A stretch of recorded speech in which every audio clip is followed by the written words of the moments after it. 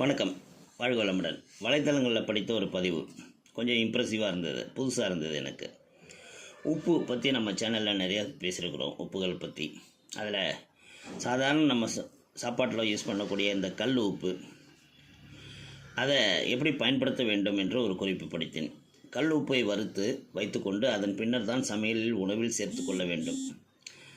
கல் உப்பை வறுப்பதா அப்படின்னா என்னன்னு பார்த்தோம்னா, சிறுநீரக பாதிப்பு முக்கிய காரணமாக சொல்லப்படுவது நம்முடைய அஜாக்கிரதை தான். மேலும் சிறுநீரை அடக்குதல், அதனால் வரும் பின்விளைவுகள். ஒரு தாய் 10 மாதம் குழந்தையை பெற்றெடுத்த பின் தாயின் அடிவயிற்றை பார்த்தால் வயிறு மடிப்பாக இருக்கும். அதேபோல் சிறுநீர் பை நிறைந்து பெரிதாக இருக்கும். சிறுநீர் கழித்த பின் சிறுநீர் பை சுருங்கி மடிப்பு ஏற்படும். அந்த மடிப்பில் உப்பு தங்கிவிடும். இப்படி தேங்கும் உப்பு தான் சிறுநீரக கோளாறை உண்டாக்குகிறது. அதே போல் கடற்கரை ஓரத்தில் ஒரு இரும்பு கம்பியை நட்டு வைத்து ஒரு வருடம் கழித்து பார்த்தால் கடல் உப்பு காற்று அந்த இரும்பை தின்றுவிடும். அந்த கம்பியை தட்டினால் அது கீழே விழுந்துவிடும். அது மட்டுமல்ல, ஒரு சிறுநீர் கழிப்பிடத்தை கட்டி 6 மாதம் கழித்து பார்த்தால் அங்கு மஞ்சள் நிறத்தில் தக்கையாக கட்டியாக உப்பு இருக்கும். சமையலுக்கு பயன்படுத்தப்படும் உப்பு அப்படியே பயன்படுத்தக்கூடாது. ஒரு இரும்பு சட்டியில் போட்டு உப்பை நன்கு வறுக்க வேண்டும். அப்போது உப்பானது படபடவென்று வெடிக்கும். உப்பு இவ்வாறு வெடித்தால் அதில் கலந்துள்ள விஷத்தன்மை நீங்குகிறது என்று அர்த்தம். அப்படி வறுக்கப்பட்ட உப்பைத்தான் உணவுகளில் சேர்க்க வேண்டும். உதாரணமாக 2 புதிய இரும்பு சட்டிகளை எடுத்துக்கொள்ள வேண்டும். ஒரு சட்டியில் வறுத்த உப்பை, மற்றொரு சட்டியில் வறுக்காத உப்பையும் வைத்து கொள்ள வேண்டும்.